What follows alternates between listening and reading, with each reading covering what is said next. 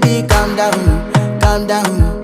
Yo, this your body, it puts in my heart for lockdown, for lockdown.